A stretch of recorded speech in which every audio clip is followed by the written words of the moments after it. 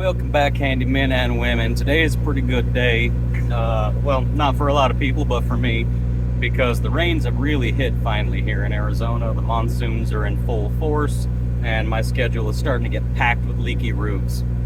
So what I wanted to do is go over with you how I handle this, in case you live in an area where the rains are seasonal, so you end up with lots of leaky roofs all at the same time. Now, generally, my schedule is booked out, so I don't have a lot of time. So my policy, and my property managers know this, is when I get a leaky roof, what I'm going to do is I'm going to go stop the water from coming in. That's the standard. It's just whether it's using like tar.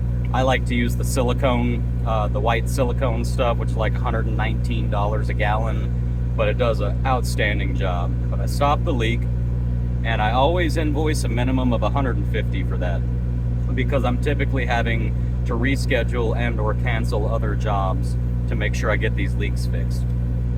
And typically each one's going to be pretty easy. You're going to go on the house, see where the leak is inside the house, then you go up on the roof, and it's 9 times out of 10 it's pretty obvious why it's leaking, and you just get that patched up real quick, like 5 minutes worth of patching, and then you move on.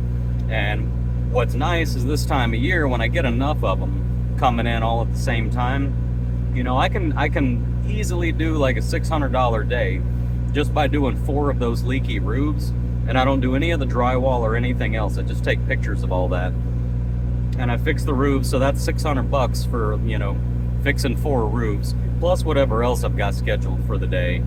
But then what I do is after that, I go home, and when I invoice, I also write estimates to let them know if there's a larger permanent repair that needs to be done on the roof to follow up my temp patch.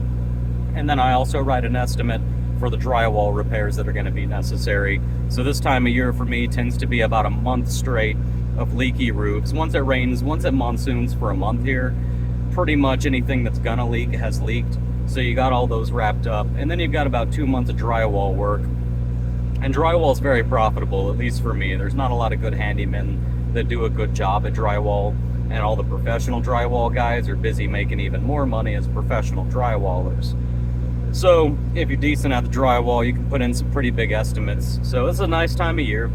Like I said, if y'all live in areas where there's a lot of seasonal rain, where you don't get rain for a long time, and as these roofs get damaged and aged, all of a sudden the rains hit and you find out where all the leaky roofs are, and then you get to spend, you know, 3 weeks to a month really just knocking out tons of leaky roofs, put some extra money in the bank.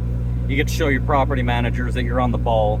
Because like what I'm doing today, I've got 3 new leaky roofs today that came in between yesterday evening and this morning.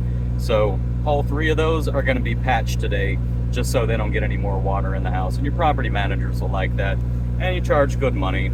But anyways, it's almost lunchtime already, and I still haven't got on top of the first roof, so I'm going to go take care of all that. I hope you guys are out there killing it, and I'll see you on the next one.